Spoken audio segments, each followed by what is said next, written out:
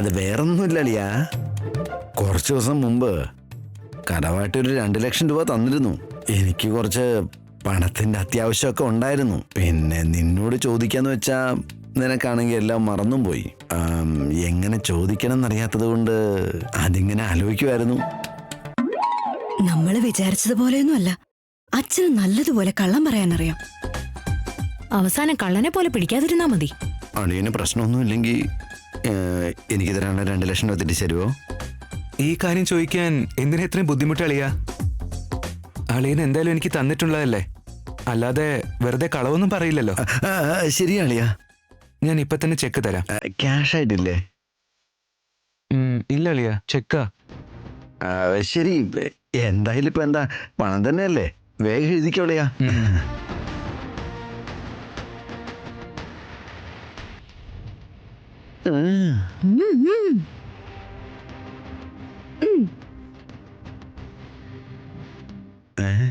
ഇതെന്താ ഇവളിപ്പോ ഇങ്ങനെ കാണിച്ചേ?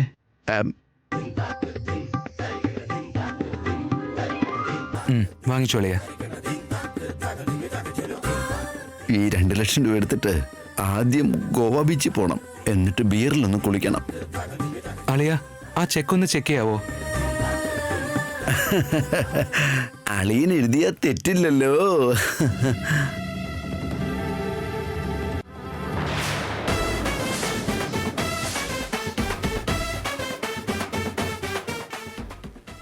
എന്തു അളിയാ ഇത്?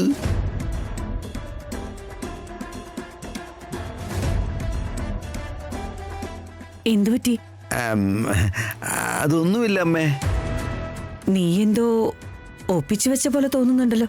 ഇതെന്താടാ കാര്യം? ഒന്നുമില്ലെന്ന് ഞാൻ പറഞ്ഞല്ലോ. ഏട്ടാ, എന്തിനാ ഏട്ടൻ ഇങ്ങനെ ടെൻഷൻ ആവുന്നേ? അത് പിന്നെ കാര്യം എന്തായിരിക്കും അമ്മേ? ചെക്ക് സൈലന്റ് ആയിട്ട് പോക്കറ്റിൽ ഇട്ട് വെക്കാതെ എന്തിനാ ഒരു സീൻ ക്രിയേറ്റ് ചെയ്യുന്നേ? എന്താ ഉണ്ടായെന്ന് നിങ്ങളെങ്കിലും ഒന്ന് പറ ശ്രീകരേട്ടാ. അതൊന്നുമില്ല നിഹാരിക, എനിക്ക് മുൻപെപ്പോഴോ അളിയൻ 2 ലക്ഷം രൂപ കടം തന്നിരുന്നു അത്രേ. അത് അളിയൻ ഇപ്പൊ തിരിച്ചു ചോദിച്ചു, ഞാൻ ചെക്ക് കൊടുത്തു. നിനക്ക് പൃഥ്വിരാജ് കടം തന്നു? അത് പിന്നെ അച്ഛാ, ചെക്ക് എഴുതി തന്നല്ലോ, പിന്നെന്താ പ്രശ്നം? ഇതൊക്കെ കണ്ടിട്ട് ചെക്കിൽ എന്തോ പ്രശ്നമുണ്ടെന്ന് തോന്നുന്നു. എവിടെ ആ ചെക്കൊന്ന് കാണട്ടെ.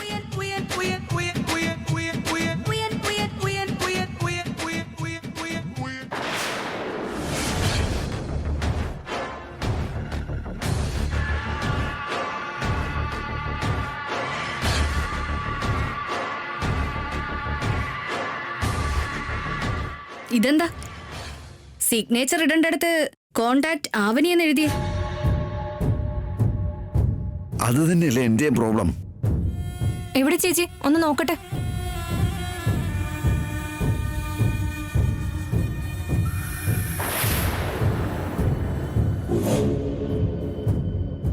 ഇതെന്താ ശ്രീകരേട്ടാ കോണ്ടാക്ട് ആവനി എന്ന് എഴുതിയിരിക്കുന്നെ? ഇതെങ്ങനെ വാലിഡ് ആവുന്നേ? എന്തിനിങ്ങനെ എഴുതിയിരിക്കുന്നെ? അങ്ങനെ എഴുതാൻ ഞാനാ പറഞ്ഞത്.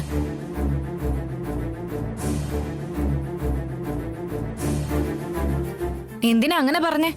ശ്രീകരേട്ടൻ കഴിഞ്ഞതെല്ലാം മറന്നുപോയതുകൊണ്ട് ശ്രീകരേട്ടനെ ആരെങ്കിലുമൊക്കെ പറ്റിക്കാൻ സാധ്യതയുണ്ടെന്ന് എനിക്ക് സംശയം തോന്നി.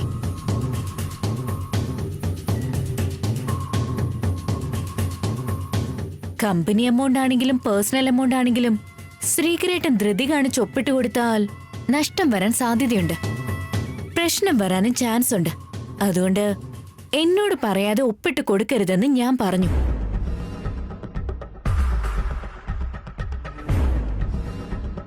അന്ന് തൊട്ട് ആവനി പറയുന്ന പോലെ ചെയ്യുന്നത് അച്ഛാ. എന്നാ ഈ കാര്യം എന്നോട് നേരത്തെ പറയാൻ പാടില്ലായിരുന്നോ? ബോധമില്ലേ നിനക്ക്? ശ്രീകരൻ നീ കട കൊടുത്തുന്നോ? വിശ്വസിക്കൂടെ ആരെങ്കിലും? എന്തേലും ആവശ്യമുണ്ടെങ്കിൽ ഞങ്ങളോട് ചോദിച്ചാ പോരെ, ഇതെന്തിനു വേണ്ടിയാ? നിങ്ങള് വേദവതി അമ്മയുടെ വീട്ടിലെ നിലവിലെ ഒരേ ഒരു മരുമകനായേട്ടാ ഇങ്ങനൊക്കെ ചെയ്താൽ എങ്ങനെയാ? നിങ്ങൾക്കെങ്കിലും ഒന്ന് പറഞ്ഞൂടെ വസന്ത ചേച്ചി? 2 മിനിറ്റിൽ പൈസ ഉണ്ടാക്കി തരാന്ന് ഞങ്ങളോട് പറഞ്ഞപ്പോ വേറെ എന്തെങ്കിലും ആയിരിക്കുമെന്നാ ഞങ്ങള് കരുതിയത്. അത് ഇതാകുമെന്ന് ഞങ്ങള് കരുതിയില്ല. ഇനി നിങ്ങളിങ്ങനെ ബുദ്ധിയുള്ള കാര്യങ്ങളൊന്നും ചെയ്യരുത് പൃഥ്വിരാജേട്ടാ.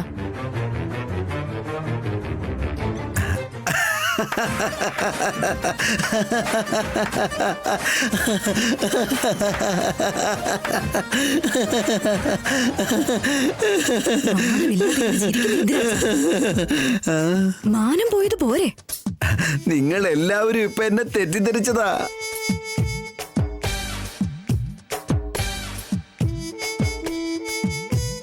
ഞാൻ എന്റെ കുഞ്ഞളിയനെ ടെസ്റ്റ് ചെയ്യാൻ വേണ്ടിയാ ഇങ്ങനെയൊക്കെ കാണിച്ചത്. അളിയന് നല്ല ക്ലാരിറ്റി ഉണ്ട്. അവനി, നിന്റെ ട്രെയിനിങ്ങിൽ അളിയൻ അടിപൊളിയായിട്ടുണ്ട്. Super super. പറഞ്ഞു വഷളാക്കുമല്ലോ. നീ വിമാനം പറത്താൻ പഠിപ്പിച്ചാലും ട്രെയിനോട്ടം പഠിപ്പിച്ചാലും വള്ളം തുഴയാൻ പഠിപ്പിച്ചാലും സൂപ്പറാണ്. അതിനതൊക്കെ ആദ്യം ആവനിക്ക് അറിയണ്ടേ അച്ഛാ. നീ മതിയല്ലോ എന്നെ നാണം കെടുത്താൻ വേണ്ടിട്ട്. നിങ്ങൾ രക്ഷപ്പെടാൻ വേണ്ടി പറയുന്ന പോലെയുണ്ട്. എനിക്കിതൊന്നും ഒട്ടും വിശ്വാസം വരുന്നില്ല. പൃഥ്വിരാജേട്ടൻ എന്തായാലും കളവ് പറയില്ല.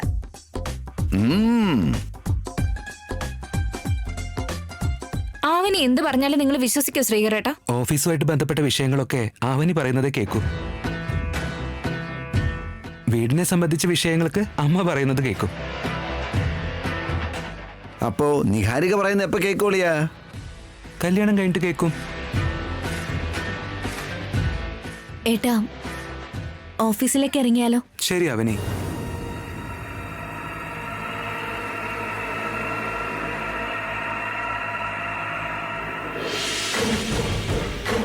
ബൈ അളിയ.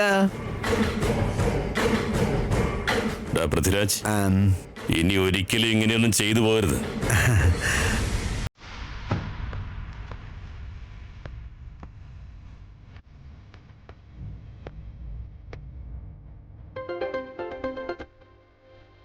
പറ നിഹ, എന്താ ചെയ്യുന്നേ? ആവണിയെ സ്വപ്നം കണ്ട് കിടക്കുക. അയ്യോ, ഫോണിൽ അവളുടെ ഫോട്ടോ നോക്കിക്കൊണ്ട് വെള്ളം ഇറക്കിക്കൊണ്ടിരുന്ന അവള് നിന്റെ നെഞ്ചത്ത് വന്ന് കിടക്കില്ല. പിന്നെന്താ വേണ്ടേ? ഞാൻ അങ്ങോട്ട് വന്നിട്ട് ആഗ്രഹിക്കുന്ന പോലെ ഒന്നും നടക്കുന്നില്ല. അവിടുത്തെ രാശിയുടെ പ്രശ്നമാണോ അതോ ഞാൻ വരുന്ന മുഹൂർത്തത്തിന്റെ പ്രശ്നമാണോ എന്നറിയില്ല. ആവനിയെ കുറിച്ചൊന്ന് സംസാരിക്കാനാ വിളിച്ചത്. അവളെ കുറിച്ച് നീ മണിക്കൂറുകളോളം പറഞ്ഞാലും ഞാൻ കേട്ടോളാം. പറഞ്ഞോ. ആവനി ശ്രീകരനെ വിളിച്ചുകൊണ്ട് ഓഫീസിലേക്ക് ഇറങ്ങിയിട്ടുണ്ട്. ഞാനവരെ തടയാൻ ഒരുപാട് ട്രൈ ചെയ്തിരുന്നു, പക്ഷെ എനിക്കതിന് പറ്റിയില്ല. നീ ഒരു കാര്യം ചെയ്യ്. പറ. നീ ഉടനെ ഓഫീസിലേക്ക് ചെല്ലണം. എന്തെങ്കിലും ഒരു കാര്യം പറഞ്ഞിട്ട് അവളെ ഓഫീസിൽ നിന്ന് പുറത്തിറക്കണം. ഞാൻ ഓഫീസിലേക്ക് പോയാലും എനിക്ക് അവിടെ ഒരുപാട് സമയം സ്പെൻഡ് ചെയ്യാൻ പറ്റില്ല. ആവനി ഓഫീസിലെ ആവശ്യത്തിന് പോയതായതുകൊണ്ട് അവൾക്ക് ഈവനിങ് വരെ ഒരുപാട് ടൈം സ്പെൻഡ് ചെയ്യാൻ പറ്റും. ആവനി നിന്റെ ഭാവി ഭാര്യ ആയതുകൊണ്ട് നിനക്ക് അവളെ പുറത്തേക്ക് കൊണ്ടുപോയിട്ട് എത്ര നേരം വേണമെങ്കിലും കൂടെ കറങ്ങാൻ പറ്റും. അവര് രണ്ടുപേരും അധിക സമയം ഒരുമിച്ചില്ലാത്തതാ നമുക്ക് രണ്ടുപേർക്ക് നല്ലത്. അല്ലെങ്കിൽ മനസ്സ് ചിലപ്പോ മാറും. നമ്മുടെ കല്യാണം ഒരു സ്വപ്നമായിട്ട് മാറും. എന്നോടെല്ലാം പറഞ്ഞില്ലേ, ഇനി ഞാൻ നോക്കിക്കോളാം. എനിക്ക് വിട്ടേക്ക്. ബൈ.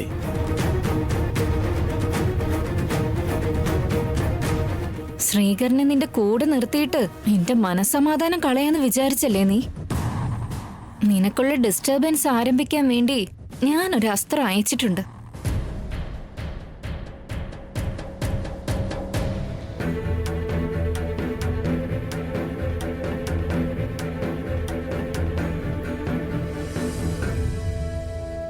എന്ത് ഭൂമി കൊണ്ടാക്കാൻ വേണ്ടിയാ ഇത്ര തിരക്കിട്ട് പോകുന്നത്? ചില കാര്യങ്ങൾക്ക് ക്ഷമയാണ് പ്രധാനം. ചില കാര്യങ്ങൾ പക്ഷേ വേഗത്തിലാവണം. ആ കാര്യം എന്താണാവോ? കാര്യം വിശദമായിട്ട് പറയാനുള്ള സമയമില്ല. ഷോർട്ടായിട്ട് പറഞ്ഞുതരാം, കേട്ടോ. ഞാൻ ആവണിയെ കാണാൻ വേണ്ടി ശ്രീകറിന്റെ ഓഫീസിലേക്ക് പോവാണ്. ഇങ്ങനെ മുഖം കനിപ്പിച്ച് നിൽക്കാതെ പെട്ടെന്നൊരു ഓൾ ദി ബെസ്റ്റ് പറ. എന്തിനാ ഈ നോട്ടം? പറയാൻ. ആ, ഓൾ ദി ബെസ്റ്റ് പറയാനും പറയും. അവിടെ എന്തെങ്കിലും പ്രശ്നം ഉണ്ടായി കഴിഞ്ഞാ ഞങ്ങൾ ഓൾ ദി ബെസ്റ്റ് പറഞ്ഞതുകൊണ്ട് അങ്ങനെ ഉണ്ടായെന്നും പറഞ്ഞ് തിരിച്ചു വന്ന് ഞങ്ങളോട് നിന്റെ സ്വഭാവം കാണിക്കും. ഇത്തവണ എങ്ങനെ ആവില്ല. ഇത് ഞങ്ങൾ ഒരുപാട് തവണ കേട്ടതാ. തിരിച്ചെത്തുമ്പോ അതെല്ലാം മറന്നിട്ട് ഞങ്ങളുടെ മെക്കിട്ട് ചാടി കയറിക്കോളും. എടാ, നീ എന്താന്ന് വെച്ചാ ചെയ്തോ. ഞങ്ങൾക്കിനി വയ്യ. ഏട്ടാ വന്നേ. ചേച്ചി, ആളിയാ, നിങ്ങളുടെ ശാപം എനിക്ക് ആശീർവാദമാണ്. ബൈ. ഈ കാണുന്നത് ലോസ്, ഇതാണ് പ്രോഫിറ്റ്, ഇത് വർക്ക് ഓർഡർ, ഇതാണ് ഡെലിവറി ചെയ്ത പ്രൊഡക്റ്റ്. ആദ്യം നിങ്ങൾ എക്സൽ ഷീറ്റ് പ്രിപ്പയർ ചെയ്തിട്ട് ഇതൊക്കെ ഒന്ന് ചെക്ക് ചെയ്തതിന് ശേഷം അടുത്ത പേജ് ഓപ്പൺ ചെയ്യാൻ ചേട്ടാ. ശരി. ആവിനി ശ്രീകറിന്റെ കൂടെ ഓഫീസിലേക്ക് ഇറങ്ങിയിട്ടുണ്ട്.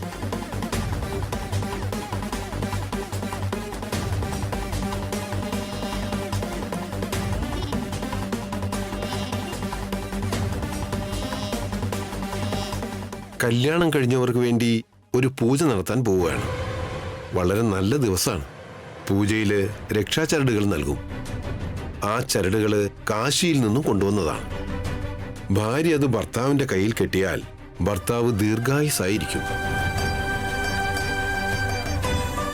നിങ്ങൾ സമയം കണ്ടെത്തി നേരത്തെ വന്നാലും കുഴപ്പമില്ല, ഇനി കൃത്യസമയത്തെത്തിയാലും കുഴപ്പമില്ല. നിങ്ങളുടെ സൗകര്യമനുസരിച്ച് വന്നാൽ മതി. പക്ഷെ 4 മണിക്ക് നിങ്ങൾ ഇവിടെ ഉണ്ടായിരിക്കണം. ഏട്ടന് മറ്റൊരാപത്തും ഇനി വരാതിരിക്കണമെന്നുണ്ടെങ്കിൽ സ്വാമിജി പറഞ്ഞതുപോലെ അമ്പലത്തിലേക്ക് കൂട്ടിക്കൊണ്ടുപോയി പൂജയിലിരുത്തിയിട്ട് അവിടുന്ന് ആ ചരട് കെട്ടിക്കൊടുക്കണം. ഏട്ടനോട് എന്തു പറഞ്ഞ് പുറത്തേക്ക് കൊണ്ടുപോകും?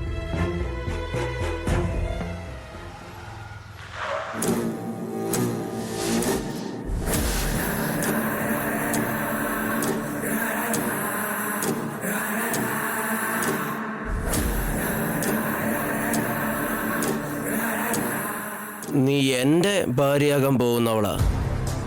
ശ്രീകറിന്റെ കൂടെ ശർക്കരക്ക് ചുറ്റും ഈച്ച പൊതിയുന്നത് പോലെ നീ നടക്കുമ്പോ സഹിക്കുവോ?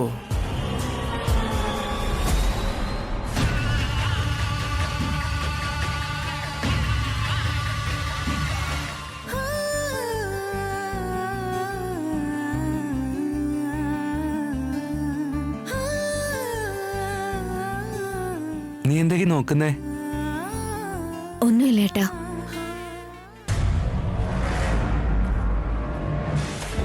അവിടുത്തെ ചരട് കെട്ടിക്കൊടുത്തില്ലെങ്കിൽ എനിക്ക് എന്റെ ഏട്ടനെ എന്നേക്കുമായി നഷ്ടപ്പെടാൻ സാധ്യതയുണ്ട്. എങ്ങനെയെങ്കിലും ഏട്ടനെ ഇവിടെ നിന്ന് കൊണ്ടുപോകണം.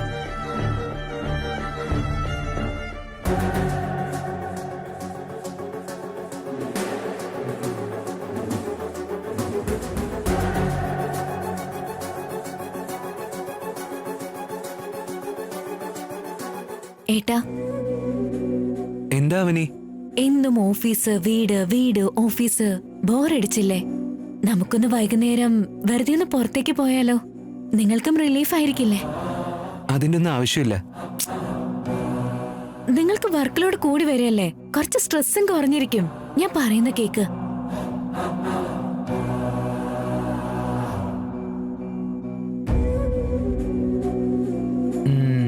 താൻ പറഞ്ഞു ശരിയാ. എന്നാ പോയാലോ? വൈകുന്നേരമല്ലേ, അതിനിയും സമയമുണ്ട്. 4 മണിയാകുന്നതിന് മുന്നേ ഇറങ്ങാൻ നോക്കാം നമുക്ക്. അതിനകം നിങ്ങളുടെ വർക്ക്സ് പെട്ടെന്ന് തന്നെ ഫിനിഷ് ചെയ്യാം. ഞാൻ പുറത്തു നിന്നോളാം. ശരി.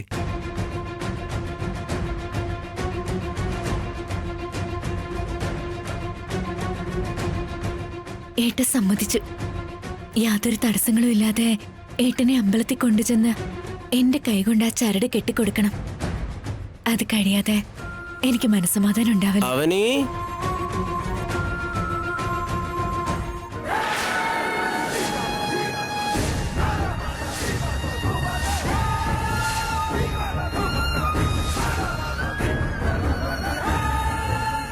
കെട്ടാൻ പോകുന്ന ആളെ കാണുമ്പോ ആരുടെ മുഖത്താണെങ്കിലും ഒരു പുഞ്ചിരി ഉണ്ടാകും.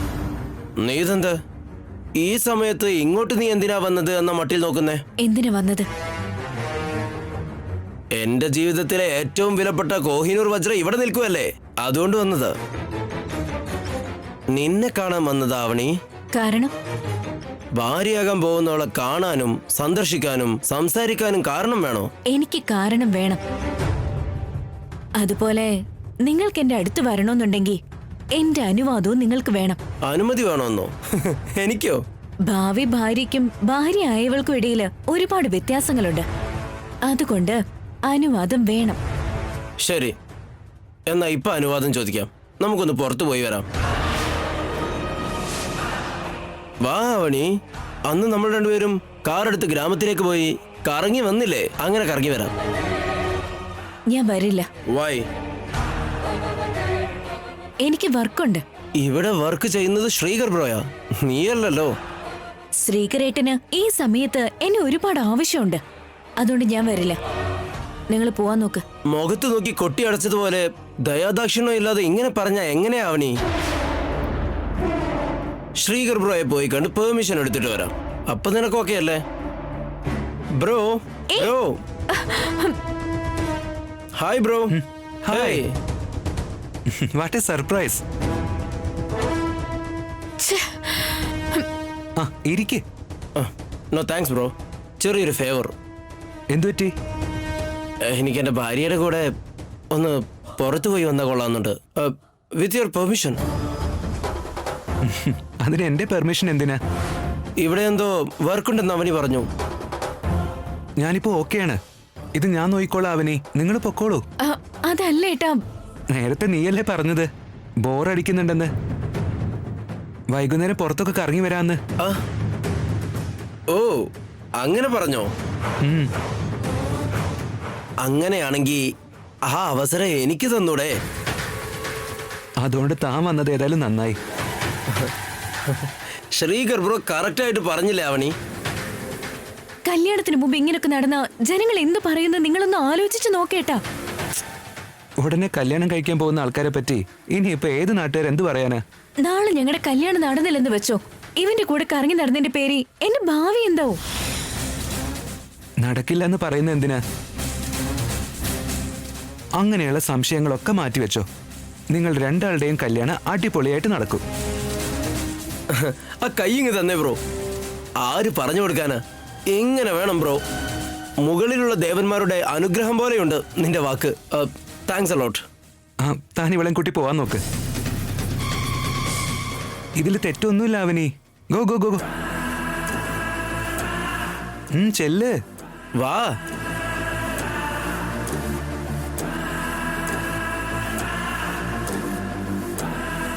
വാ അവനി.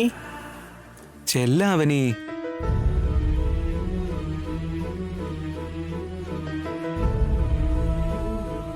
കം.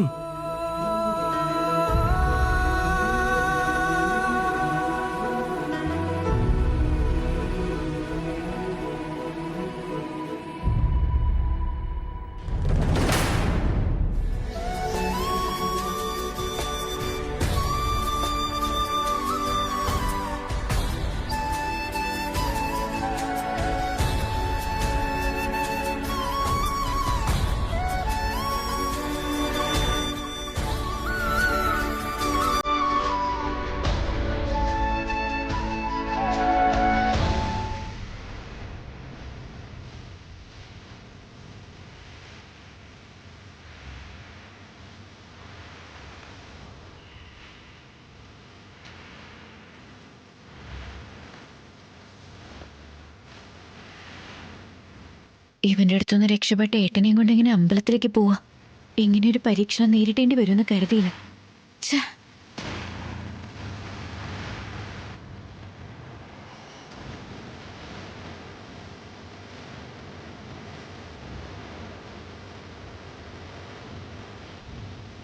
കേറ്.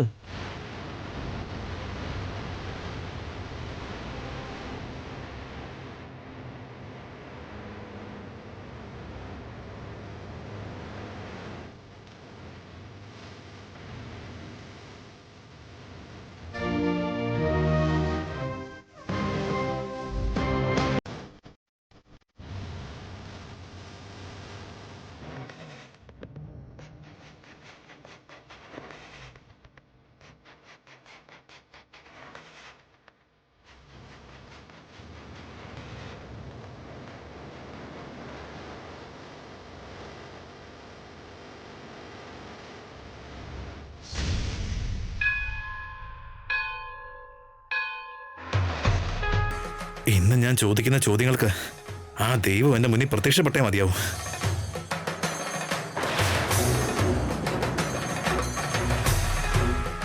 ആദ്യം ഈ സ്വാമിജിയോടൊന്ന് പോയി ചോദിച്ചേക്കാം.